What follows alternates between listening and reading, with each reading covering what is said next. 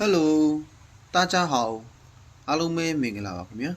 တရုတ်စကားလေ့လာကြမယ်မှကြိုဆိုပါရစေဒီနေ့ကျွန်တော်လာရောက်မျှဝေတဲ့အကြောင်းအရာလေးကတော့အဖေအမေဖိုးဖွားကိုဘယ်လိုခေါ်တယ်ဆိုတာလေးကိုလာရောက်မျှဝေခြင်းဖြစ်ပါတယ်ဒါဆိုရင်တော့ဗီဒီယိုလေးဆက်ကြည့်ကြအောင်နော်ကုန်းကုန်းကုန်းကုန်းဝိုင်ကုန်းဝိုင်ကုန်းနှစ်ခုစလုံးကတော့အဖိုးပါပဲနော်အဖိုးနှစ်ခုလုံးခေါ်တာဒါပေမဲ့အဖေဘက်ကခေါ်ရင်ကုန်းကုန်းအမေဘက်ကခေါ်ရင်ဝိုင်ကုန်းနော်အဖိုးပါပဲဟုတ်ပြီနော်ဒါလေးကနောက်တစ်ခုနော်အဖွားကိုပြောတာနော်ခုနကတော့ကုန်းကုန်းဝိုင်ကုန်းနော်ဒါပေမဲ့အဖိုးကတော့တစ်ခုတည်းပါပဲဒါပေမဲ့အဖေဘက်ကခေါ်တာနဲ့အမေဘက်ကခေါ်တာလေးပဲကွာသွားတာပါဒီတစ်ခါကျတော့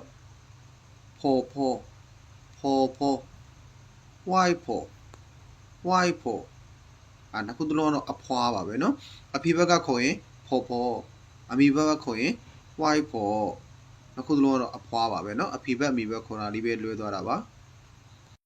ဟုတ်ပြီเนาะဒါကနောက်တစ်ခုเนาะဒါတော့အဖေနဲ့အမေကိုခေါ်တာပါเนาะအဖေနဲ့အမေကိုပါပါပါပါအဖေเนาะပါပါအမေကိုမာမာမာမာမာမာအမေเนาะအဖေကိုပါပါပါပါအမေကိုမာမာမာမာနော်အဖေနဲ့အမေပါအဖေနဲ့အမေကိုပါပါမာမာလို့ခေါ်ပါတယ်နော်ဟုတ်ပြီနော်ဒါကတော့သားနဲ့သမီးကိုနော်သားနဲ့သမီးကိုသားကို儿子ဆိုရင်သားနော်儿子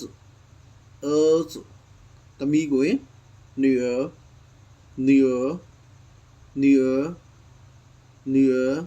သမီးပေါ့နော်သမီးဆိုရင်女儿သားဆိုရင်儿子ဒါနော်သမီးဆိုရင်女儿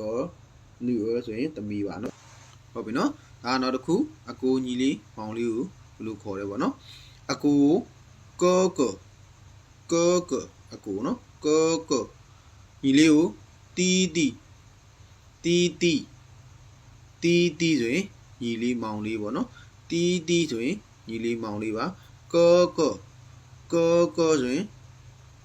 အကိုပေါ့နော်ကောလို့လည်းပြောလို့ရတယ်နော်ကော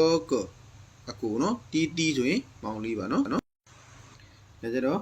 အမညီမလေးကိုပြောပြပေးမှာဖြစ်ပါတယ်အမကိုကြဲဆိုရင်အမနော်မိမ့်ဆိုရင်ညီမလေးနော်မိမ့်ညီမလေးနော်ကြဲဆိုတာအမမိမ့်ဆိုညီမလေးပါနော်ဒါလေးကိုပြန်ပြီးလိုက်ပြီးအားလုံးလေ့လာကြည့်မယ်ဆိုတော်တော်လေးအဆင်ပြေမှာပါအားလုံးဒီည